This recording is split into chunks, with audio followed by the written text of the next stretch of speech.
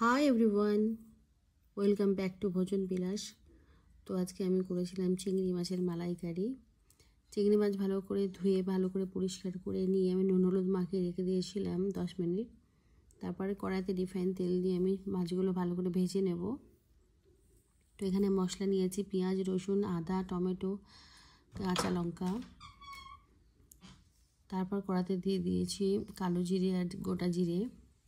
ফোড়নে দেওয়ার পরে দিয়ে দিয়েছি একটা কাঁচা পেঁয়াজটা ভালো করে ভেজে নিয়ে আমি মশলার পেস্টটা দিয়ে একটুখানি কষে নেব। কষে নেওয়ার সাথে সাথে আমি দিয়ে দেব লবণ আর হলুদ, জিরে গুঁড়ো, ধনে গুঁড়ো আর কাশ্মীরি মির্চ দিয়ে ভালো করে মশলাটা কষিয়ে নিয়ে মাছগুলো দিয়ে দেবো। এখানে আমি বলে রাখি কিছুটা মাছ আমি তুলে রেখেছি। তো কষিয়ে নেওয়ার পরে দিয়ে দিয়েছি সাথে সাথে একটু চিনি দিয়ে একটু কষানোর পরে আমি দিয়ে দিয়েছি এখানে নারকেলের দুধটা আমি দুবারে দিয়েছি। একবারে দিয়ে একটুখানি আবার কষিয়ে নেওয়ার পরে আবার সেকেন্ড বার দিয়েছি।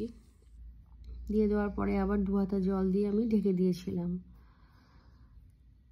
5 মিনিট পরে খুলে আবার দিয়ে দিয়েছি ঘি, গরম মশলা আর কাসুরি মেথি। এটা দেওয়ার পরেই আমি কাঁচা লঙ্কা দিয়ে রেডি করে নিয়েছি আমাদের চিংড়ি মাছের মালাইকারি।